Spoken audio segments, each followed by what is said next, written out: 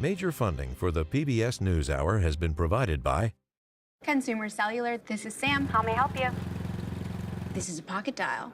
Well, somebody's pocket. Thought I'd let you know that with Consumer Cellular, you get nationwide coverage with no contract. That's kind of our thing. Have a nice day. A successful business owner sells his company and restores his father's historic jazz club with his son. A Raymond James financial advisor gets to know you, your passions, and the way you bring people together. Life well planned.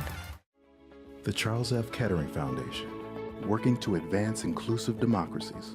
Learn more at kettering.org. the Judy and Peter Bloom Kovler Foundation, upholding freedom by strengthening democracies at home and abroad.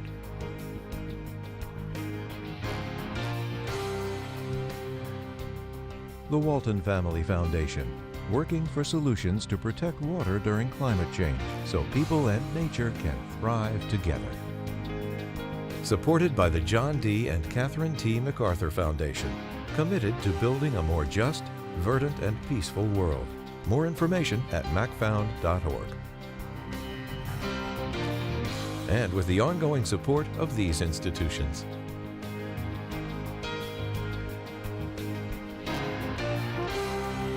This program was made possible by the Corporation for Public Broadcasting and by contributions to your PBS station from viewers like you. Thank you.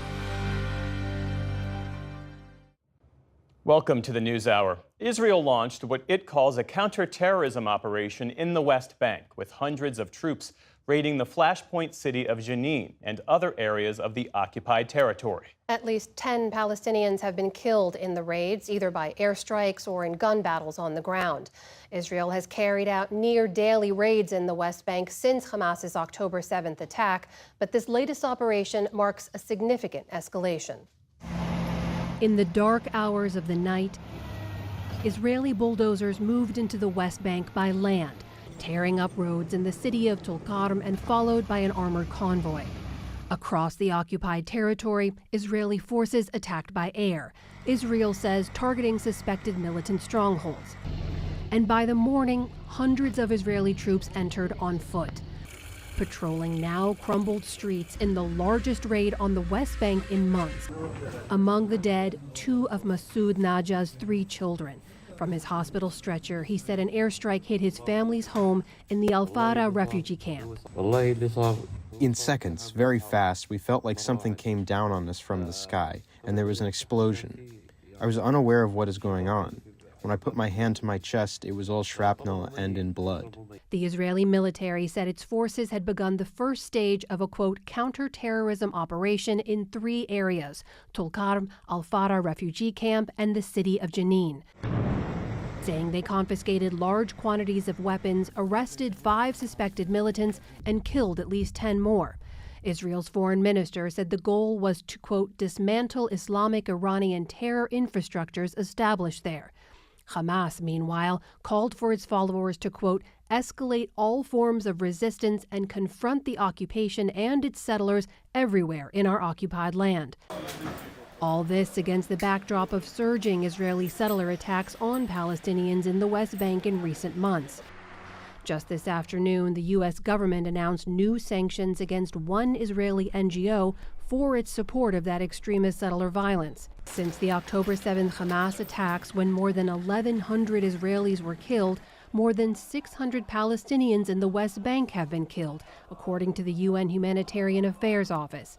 That's in addition to the more than 40,000 Palestinians killed in Gaza so far. Israel's campaign against Hamas continued there today, with strikes in Deir al-Balah and Khan Yunis killing 20, including 3 children, according to Palestinian officials. And to the north, a third Israeli front. The IDF released footage today claiming to hit Hezbollah targets in Lebanon, where border tensions have persisted for months. Palestinians in Beirut reacted to today's West Bank raid and what it means for the greater region. We see what is happening in the West Bank as an attack on the Palestinian people and their national rights, considering that the Israeli extremists are trying to displace the population and making the Palestinians live in a state of permanent tension. For perspective on all of this now, we turn to Daniel Byman. He's a professor at Georgetown University and the author of A High Price, The Triumphs and Failures of Israeli Counterterrorism. Professor, you heard the Israeli foreign minister there say the goal here is to dismantle the Islamic Iranian infrastructures in the West Bank. Who is he talking about? What are the groups that we know are operating from there that threaten Israel? The West Bank is home to a number of different Palestinian groups. Islamic Jihad, Hamas, both have a presence there. But the biggest problem for Israel in recent years have been smaller groups that are really not affiliated with any of the major organizations, often composed of local individuals. And places like Jenin have been hotbeds for these groups. And what do we know about those groups? Have they been able to launch strikes into Israel? For the most part, they haven't attacked within Israel.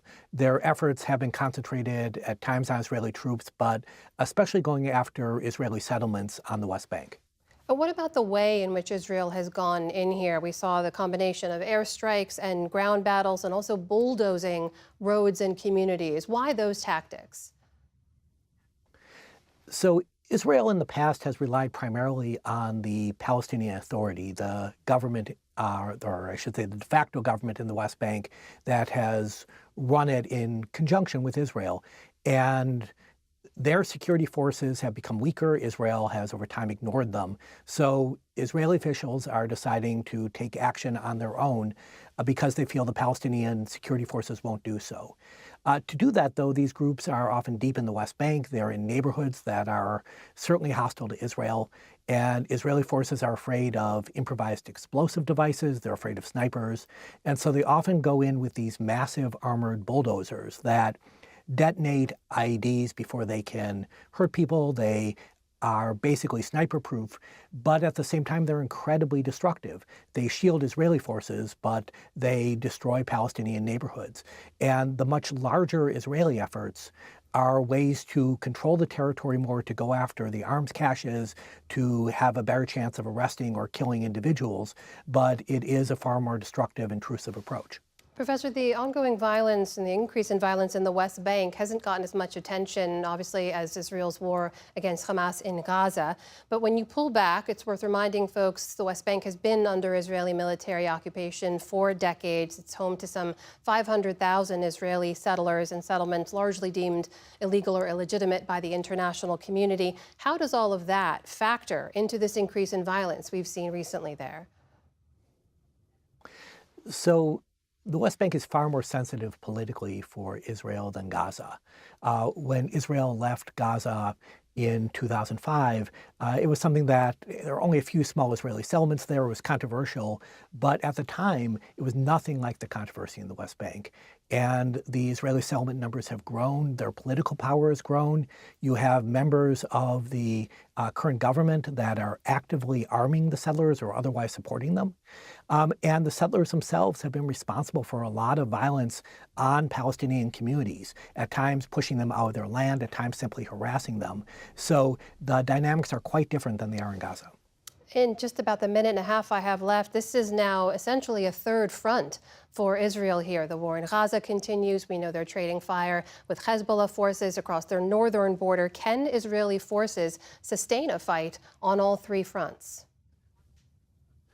So the violence in the West Bank is far less in terms of the requirements for Israeli forces than what was needed in Gaza in the past.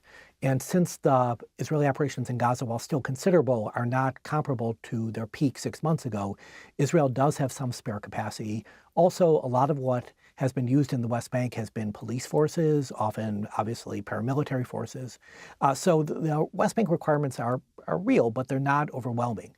On the other hand, if there were a conflict with Hezbollah in Lebanon, that would be far more demanding than any of these conflicts, and that it would be very difficult for Israel to sustain conflicts in the West Bank, and especially Gaza, at the same time. That is Georgetown University Professor Daniel Byman joining us tonight. Professor, thank you very much for your time. We appreciate it. My pleasure.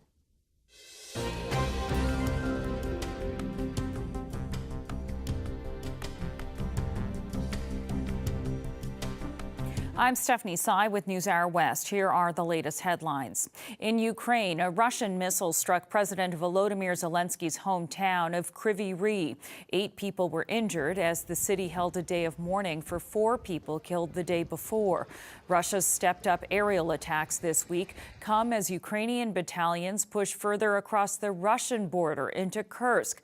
Officials there are installing bomb shelters to protect against Ukrainian strikes, and residents say they can't believe the war has come so close. Life has changed unexpectedly, like in a dream, you know? Sometimes you even catch yourself thinking, is it really true? Could it really have happened? Well, it turns out that it did.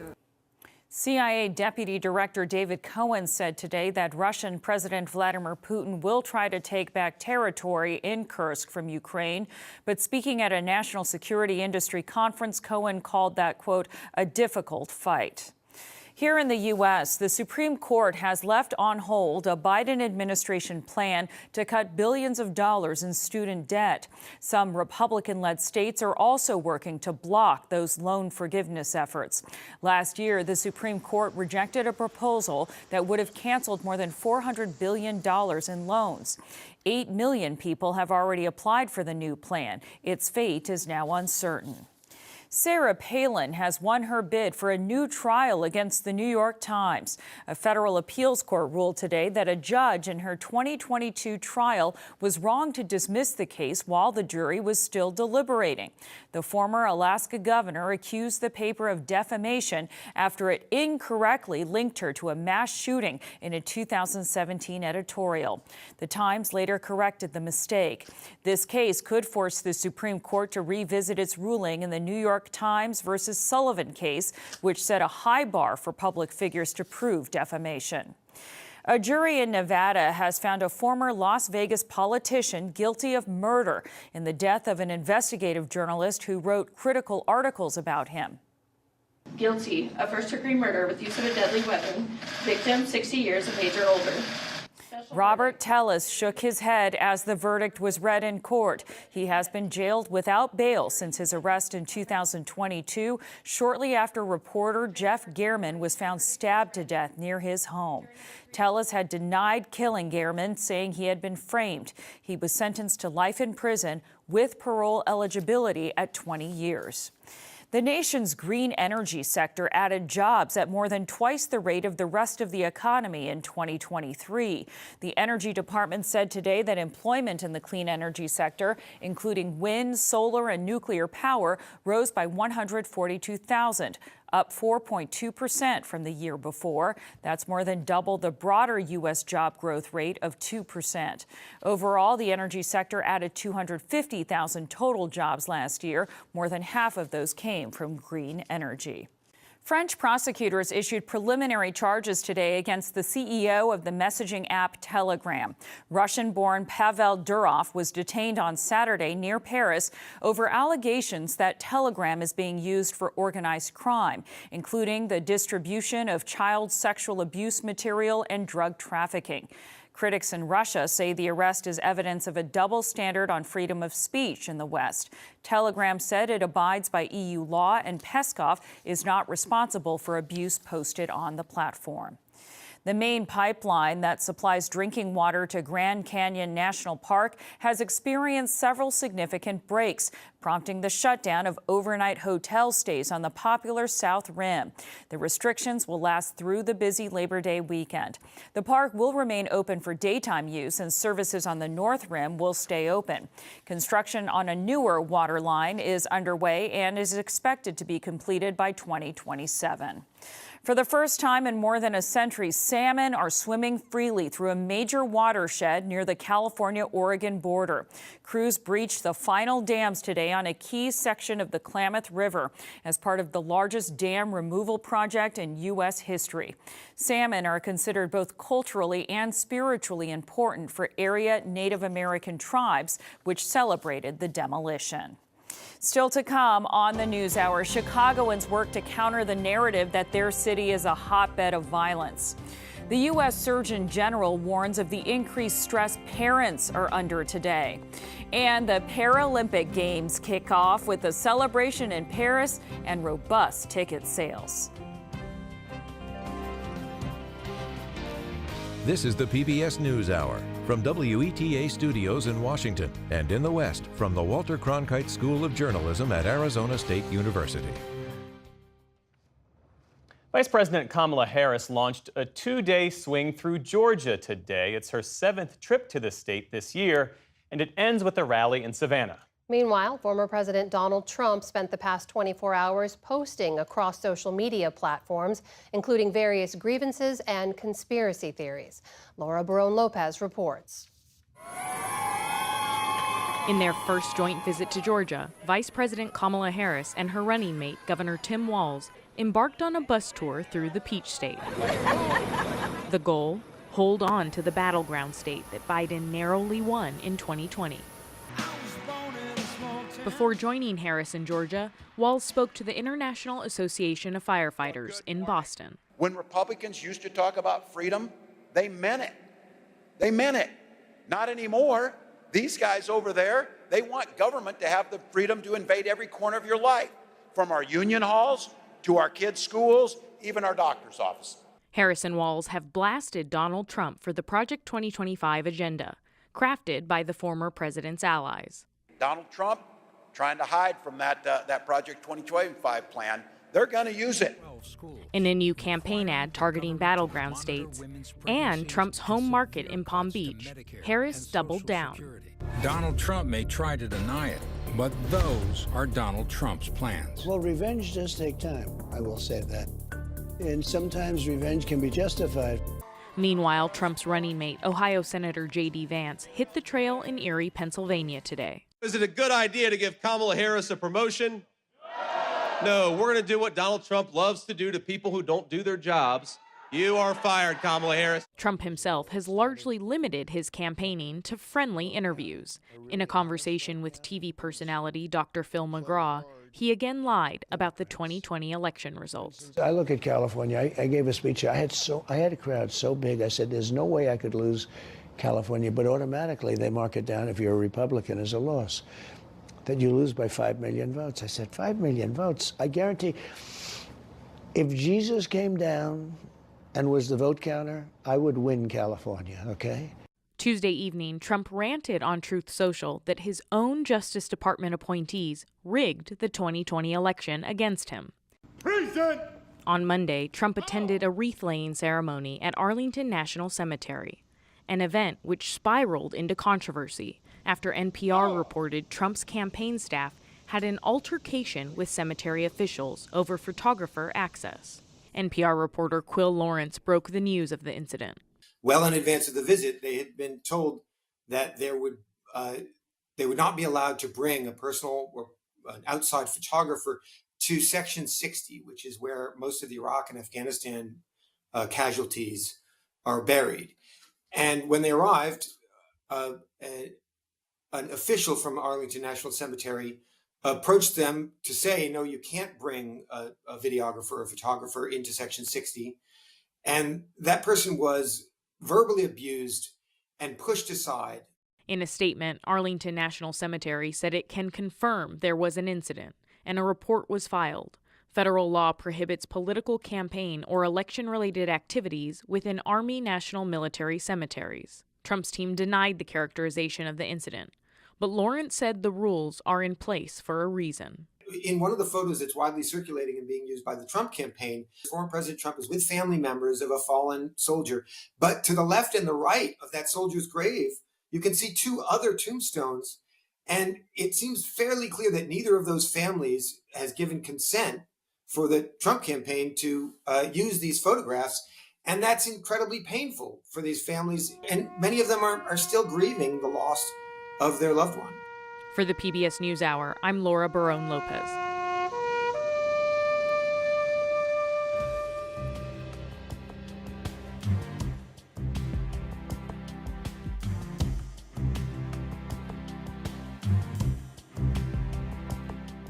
As the presidential campaign heats up, a new book looks back at Donald Trump's first administration with a focus on foreign policy and national security.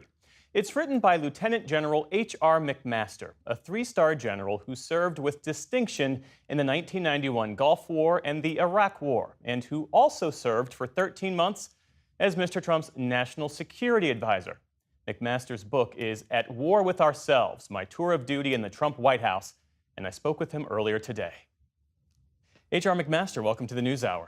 What was your intention in joining the Trump administration back in 2017? What were you hoping to achieve? Yeah.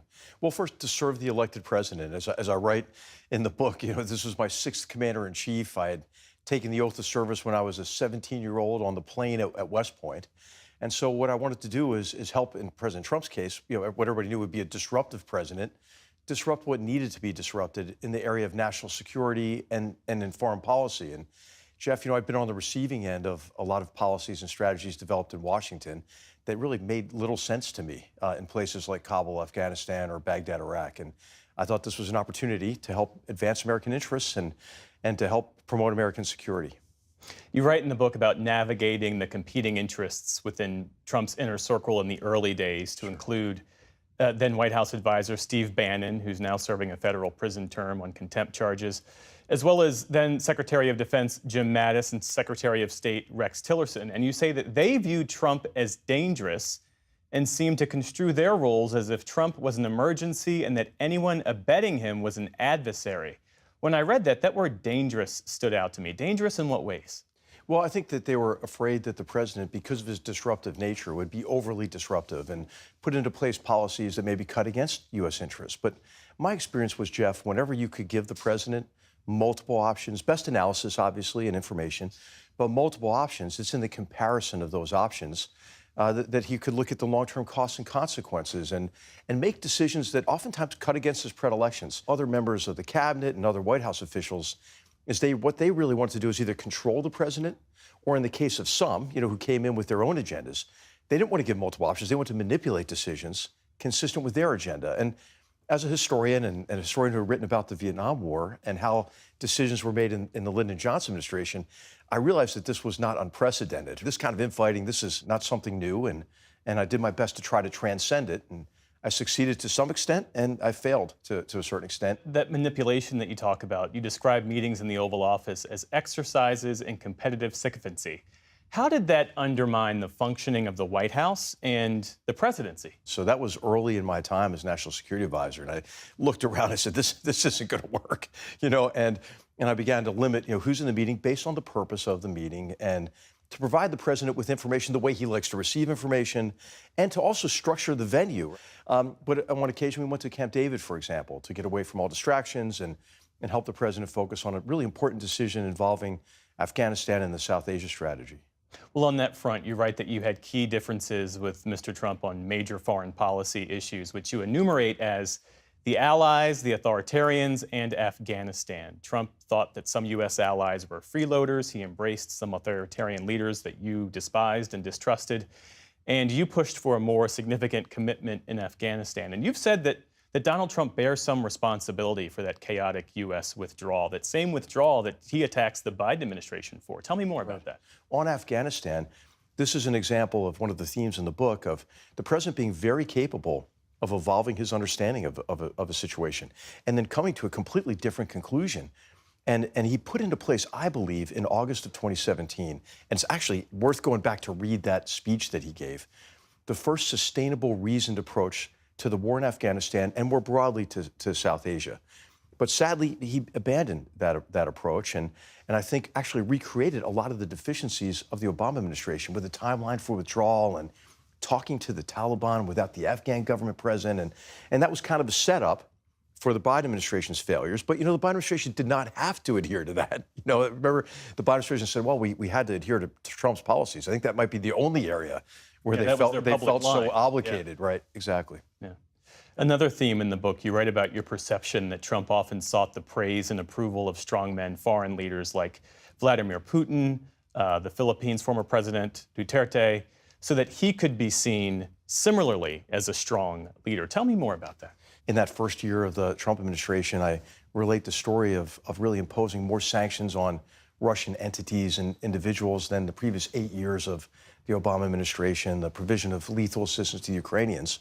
But President Trump really always had faith in his ability to make a big deal, right? And I think he fell into the same kind of trap with Putin that George W. Bush did, President Obama did. Remember this reset strategy, and then even President Biden, when he went to Geneva and thought that maybe they could have a meeting of the minds. And so my message, and I relate this in the book, is I would remind the president, hey, this guy is the best liar, best deceiver in the world. Well, you say that you observe in the book that you wished Trump could separate the issue of Russian election meddling from the legitimacy of his presidency. Yeah. Why has he been so unable to make that kind of distinction? Well, you have to think, when he came into office, right, there was this cloud of so-called, collusion, which was proved to be false, right, on the part of the campaign, and you had the Mueller investigation. That create kind of a sense of beleaguerment for him, and what he would do is conflate three, distinct but kind of related questions of, hey, did they attack the election and try to undermine our democratic process? Heck, yes, they did. That's what the Russians do, right? There's the great book by Thomas Rid called Active Measures. They've been doing this kind of thing, the Soviets, going all the way back to the 30s. But the second, the related question is, do they care who wins? I really don't think the Russians give a damn who wins our elections, right? The chaos is the point. The chaos is the point. And what they want is they want large numbers of Americans to doubt the legitimacy of the result. I think the president tended to conflate those questions, and I wish he had said this, that heck yes they did, and we're going to impose costs on them, and we're going to defend our democratic principles and institutions and processes, but at the same time acknowledge that obviously it did not affect the legitimacy of his presidency or his election. That's what Russia wants. And that's why the president's election denial was terrible in 2020. And that's why others on the other side of the political spectrum who denied the legitimacy of the election in 2016, it's a gift to Putin. This book arrives at a timely moment, just as many Americans are starting to consider whether Donald Trump or Vice President Kamala Harris would make a better commander-in-chief. Would a second Trump term, in your estimation, be poised to properly address the range of foreign policy challenges we face as we stand so close potentially to regional wars in the Middle East and the South China Sea? Yeah, that's for readers to decide. And you've got the information in the book. And I think in some of the areas where President Trump has been consistent, yes, I think he would advance American interests. I think a great example is in the area of energy security. I think we have tremendous potential in our country to really loosen the grip of authoritarians on energy supplies internationally. And then I think that where else he's been consistent is burden sharing, right? That's a good theme. Reciprocity in trade. So I go through all of these in the book. Those are all positive. You've said you would not serve in a second Trump administration if he's reelected. Why not? Well, I'll tell you, Jeff, I would serve in any administration where I think I could make a difference. I think now with President Trump, I can't make a difference with him. We just got kind of used up in that process. And I think, I was at peace with that. But, I think the main theme, though, Jeff, is that I think we got a lot done in that first year that everybody was describing. Remember, the word chaos was used in like almost every headline. And yeah, it was chaotic, and it was less than harmonious, I guess I should say.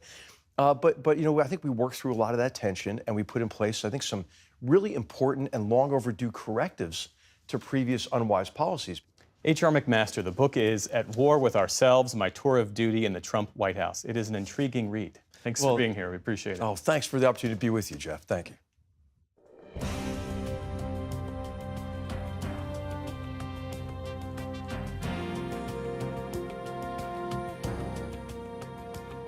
Chicago has one of the highest rates of gun deaths of any major city in the country.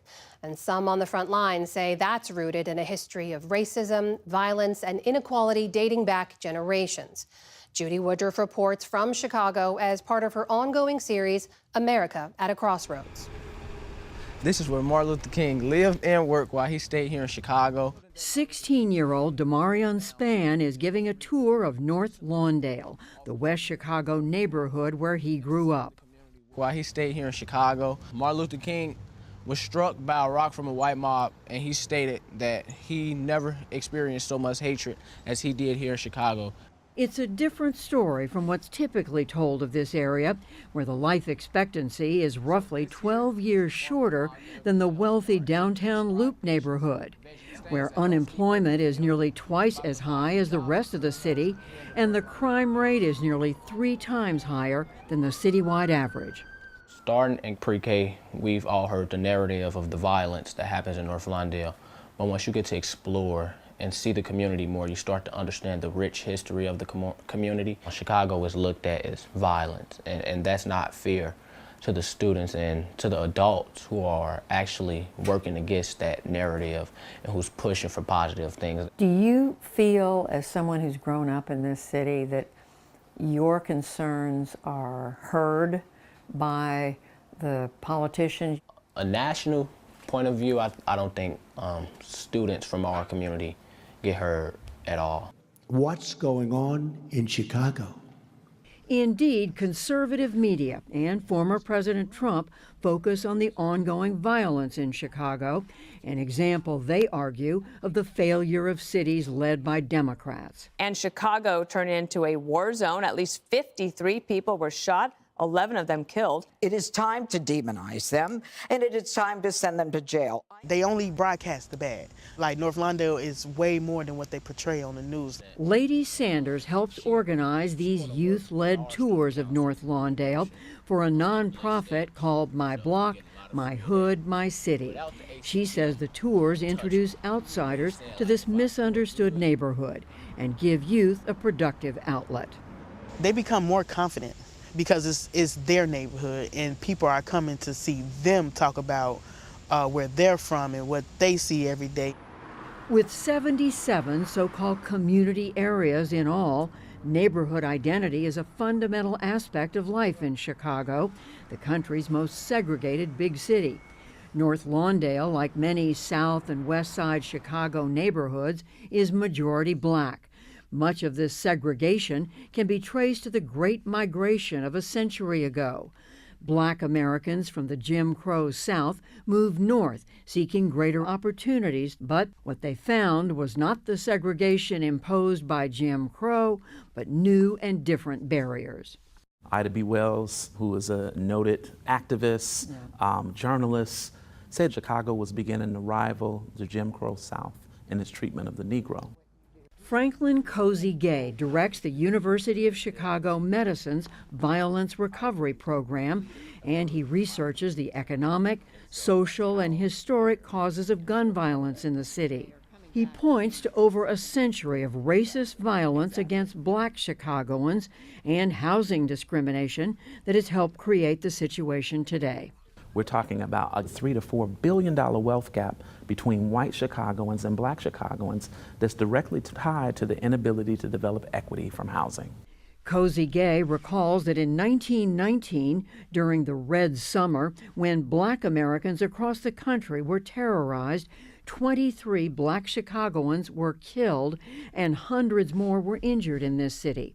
15 white Chicagoans were also killed in the violence. And between 1917 and 1921, 58 black Chicagoans were firebombed in their homes. Not one person was arrested for those house bombings. What we begin to see is that physical violence was being used to constrain the movement of African Americans. In the coming decades, that physical violence would morph into discriminatory housing policies. Restrictive housing covenants kept black renters out. So-called redlining by financial institutions, in concert with the federal government, limited black Chicagoans' ability to access loans for homes and businesses. And unable to get mortgages, they were forced into predatory contracts to buy houses at exorbitant prices, with high interest rates and harsh eviction clauses that made it nearly impossible for many to build equity or actually own their home. Later, highways were built through black neighborhoods. And then came the construction and later the demolition of tens of thousands of units of public housing. Some of the fundamental things that help keep people safe are the ability to provide social support for each other, their ability to have beliefs on what they think their community should look like, and their ability to use their collective power to enforce those beliefs. What you're doing is that you're disrupting the very things in terms of how people can support each other, which creates conditions for violence. Cozy Gay says instead of addressing these root causes of gun violence within communities like North Lawndale, the city of Chicago has tried to manage it mainly through more policing, and that hasn't worked. It is basically a process that keeps repeating itself. It has a new face. The United States government in itself is complicit, and we need to address that. Demarion Spann worries about police interactions in North Lawndale, where 70% of men aged 17 to 45 have criminal records. Have you had encounters yourself with the police? I had an encounter with an officer. It wasn't a good encounter. Yelling in your face, pushing you around, threatening to arrest you if you don't listen to their orders. The police set to serve and protect, but I really don't agree with that motto. You have history of politicians, for years who have downplayed or ignored these impoverished areas. Pastor Phil Jackson runs the Firehouse Community Arts Center in North Lawndale, an organization trying to reduce gun violence in the community and help residents process trauma. A lot of companies and factories have left. So it takes a politician to take a chance, which might seem like a black hole to others, to invest in a neighborhood. It seems like pulling teeth sometimes with different powers that be, to make that happen. There are a lot of people who try to make things happen and work, but there's a lot of systems in place that seem to pull back. I mean, there are folks who look at what's going on in inner city Chicago and say, they almost throw their hands up. They've kind of written off this part of the country. Yeah, folks who've been in this neighborhood 50, 60 years, they stayed and weathered the storm and weathered situations, weathered hurt in their own life. So even though things look so repetitive and so notorious and so heartbreaking, there are people on the ground that are making a difference. I don't want to be killed, but all my heroes doing the work that I do have been killed. Martin Luther King Jr., Malcolm X, Robert Kennedy.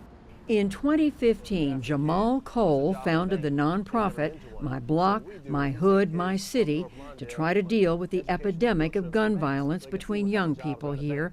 He says he loves connecting with the community, including on his occasional runs.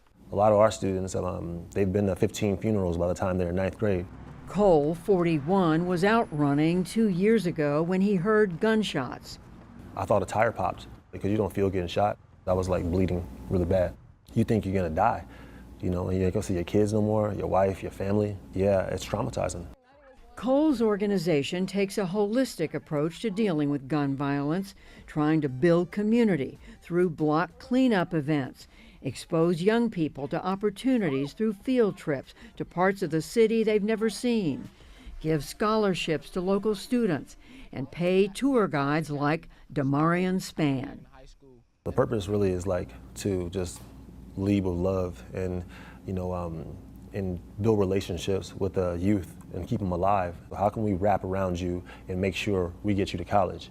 If it is healthcare, okay, how can we help you with that? Is it mental health? There's barely any counselors in schools. What do you say to those folks who look at what's going on in inner city Chicago and say, yeah, it's really bad, they need to stop using so many guns?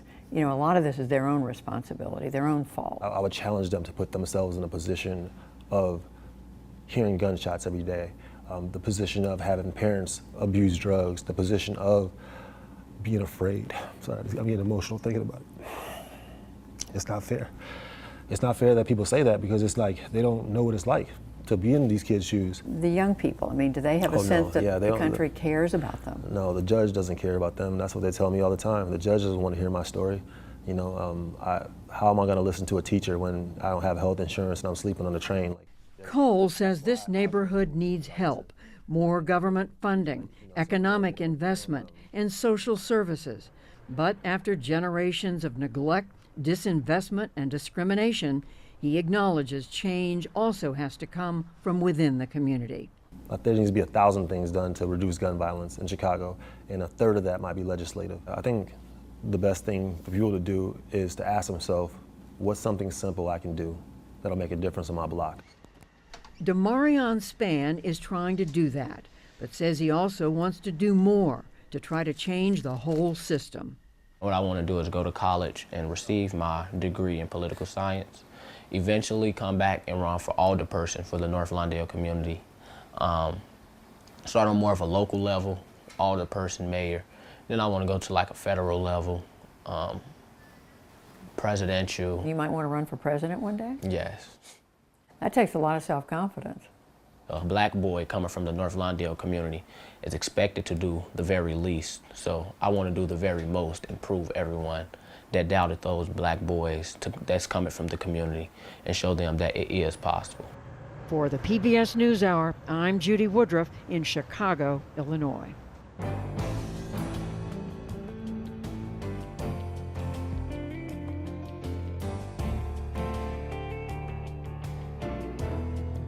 As most parents can attest, raising children can be challenging. But today, Surgeon General Vivek Murthy issued an advisory saying it's even more difficult now, and it's time to recognize the stress and mental health toll associated with parenting is a serious public health concern for the country. The Surgeon General joins us now to talk about his concerns and his recommendations. It's so great to have you here. Welcome back to the NewsHour. Well, thank you so much, Jeff. So there is a baseline level of stress and worry that comes alongside the many joys of parenting, but what's different about the kinds of stress that you're warning about now? Well, parenting has always been challenging, and to be clear, I say this as a parent myself, parenting is full of joy and meaning and purpose, but it also can be quite stressful, and I've experienced that a lot myself as a parent. What really struck me as I was doing work on youth mental health and talking to families around the country was recognizing how many parents were struggling as well. And as I dug into the data around this, I found that 48%, nearly half of parents, are saying that most days they feel completely overwhelmed by stress. That is an extraordinary number that should raise alarms for all of us. But the other thing that's important to recognize is parents are also struggling with disproportionate levels of loneliness and isolation. So about 65% of parents say that they're lonely, and that includes actually over 75% of single parents. And stress is tough on its own. When you compound it with loneliness, it can really take a toll on the mental health and well-being of parents. So what are the specific stressors? What are the challenges that this generation of parents are facing in particular? So there are some of the traditional ones that all generations have faced: worrying about a kid's safety, worrying about how to manage the teenage years, which are uneasy, and financial worries as well. But there are some new ones that this generation is contending with that my parents, for example, didn't have to deal with. How do you manage social media and phones? How do you manage the mental health crisis that kids are facing in terms of depression and anxiety, as well as the loneliness epidemic that's hit kids particularly hard? We're also hearing that the scourge of gun violence is particularly affecting kids as well as their parents. More than half of our children are worried about a school shooting taking place. But you compound all of this, Jeff, with the fact that we are living in a time where the culture of comparison has become intensified, particularly by social media. And so parents are looking online. They're seeing parents who, to their eye, have perfect lives, who aren't struggling with any of the challenges they're dealing with, and they're feeling even more inadequate about their life. You mentioned how the mental health of parents and caregivers is inextricably linked to the mental health of children. What are the implications? Well, if we want to address the youth mental health crisis in America, part of that has to involve supporting parents. When parents struggle with their mental health, that has negative implications on the mental health of kids. And all of us have a vested interest in ensuring that kids are well. They are the future of society. And so the work of parenting is directly linked to the future of society. It's why we all have an interest in investing in parental well-being. How much of this is tied to the pandemic and the way that we live now, where there's such a blending for a lot of people between work life and home life?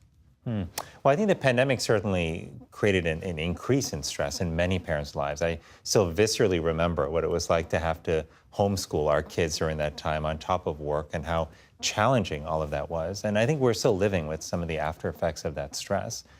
But the pandemic also changed how we live our lives. I think in some ways, being able to do hybrid work was helpful for some parents, as it gave them the flexibility to be able to be there for meal times, for example, at dinner, or being able to be there to pick up their kids, or be there during the day if their child needed something.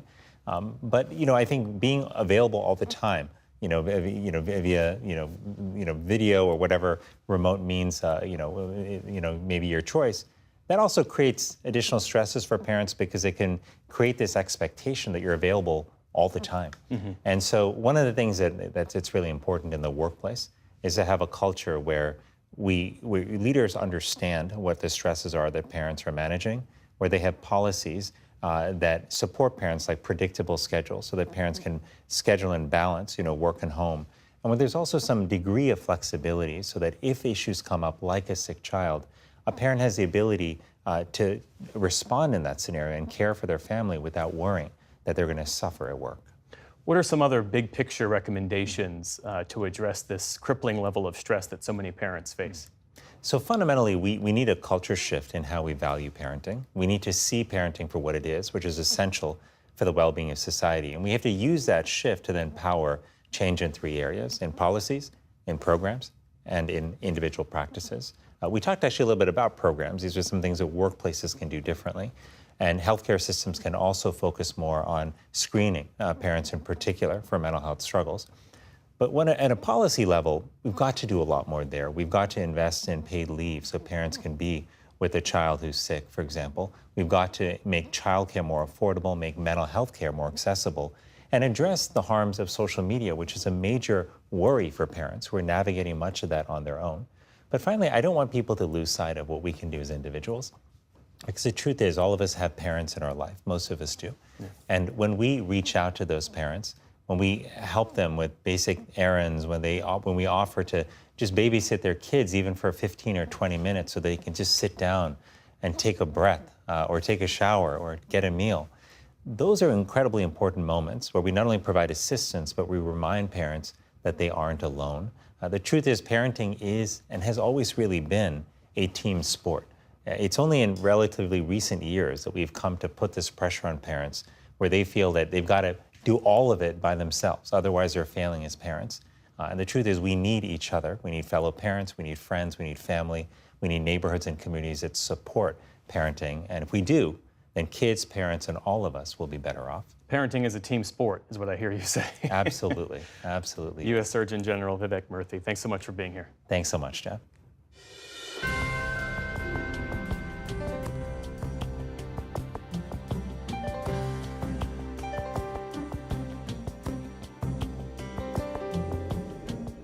The 2024 Paris Paralympic Games kicked off today with an opening ceremony in the heart of Paris that featured aerial displays, dancers, and a major spectacle attended by more than 60,000 people.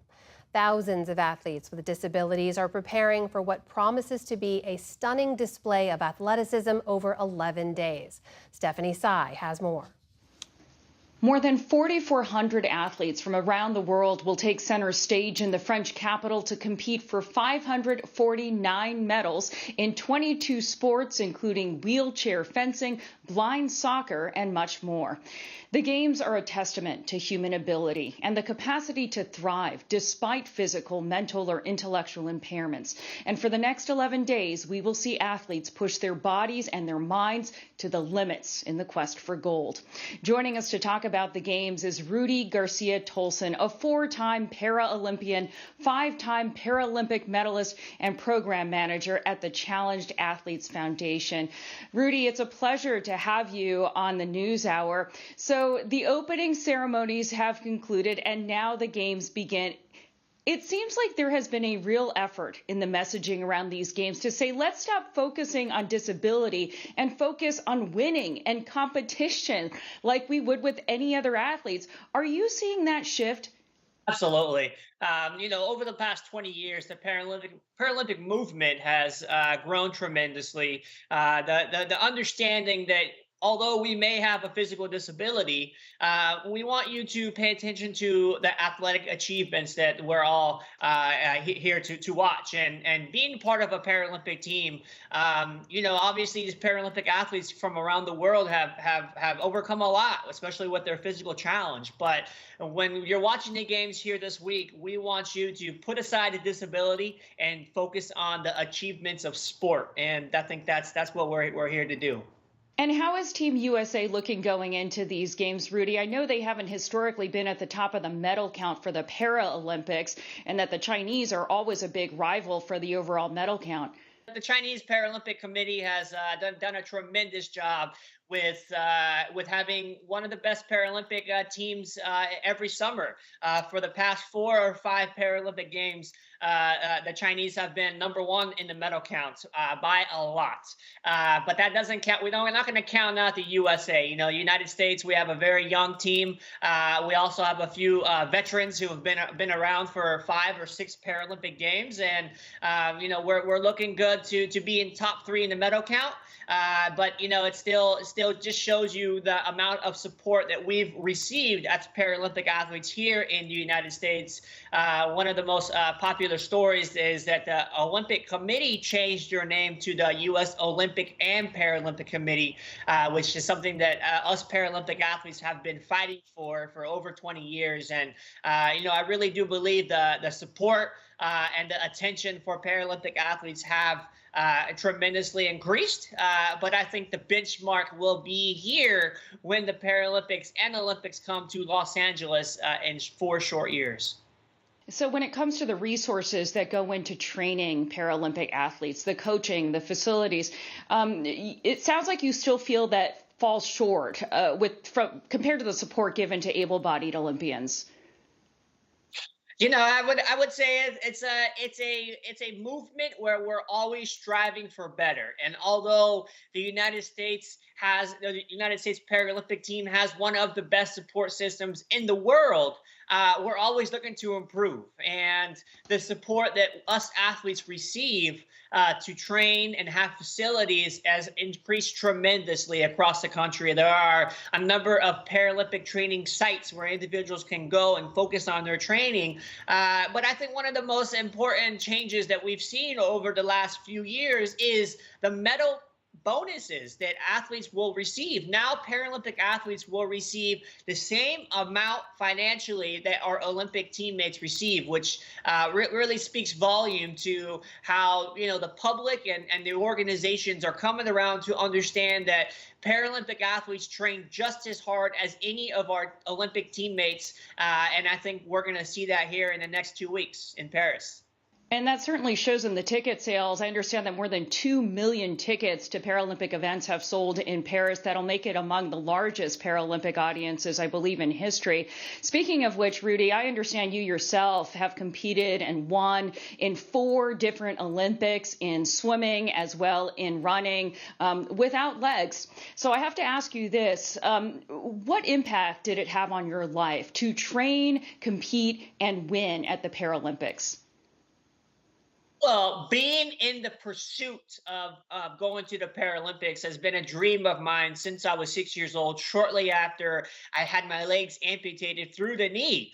And when I got my legs amputated, I got my first pair of prosthetics. The first sport I got into was swimming. I love swimming because I could take my legs off, but I was known as the boy with no legs on my swim team, and I wanted to prove them wrong. So my first goal was to beat kids with legs. And from that one goal, set me on a path of competition and really getting to the Paralympic elite level. And you know, I think a lot of the Paralympians that are in Paris today have overcome similar challenges where they're looked at as different, but when they get out on the playing field or in the pool or on the track, they really show that they have amazing talent, and that, you know, sometimes in life we go through challenges, whether you can see them or not.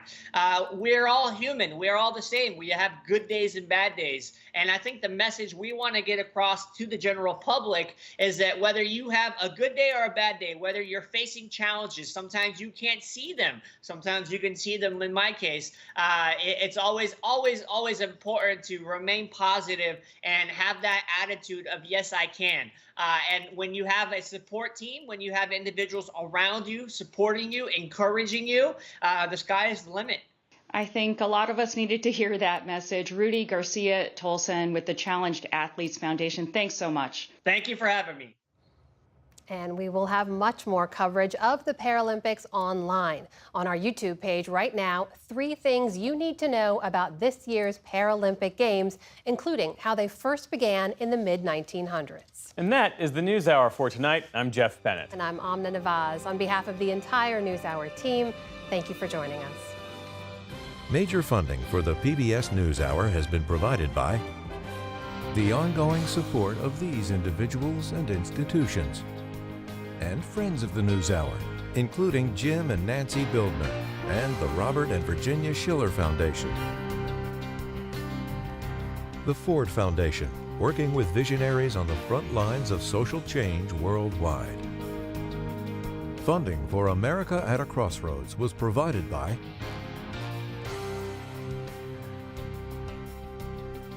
and with the ongoing support of these individuals and institutions.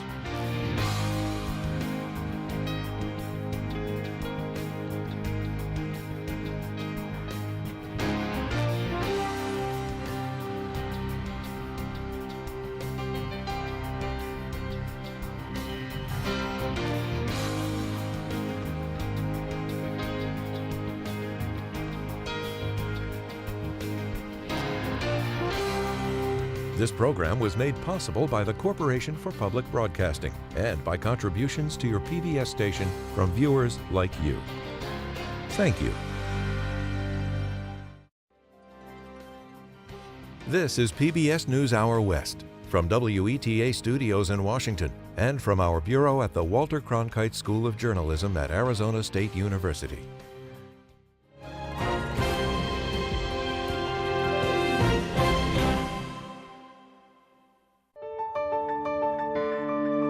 You're watching PBS.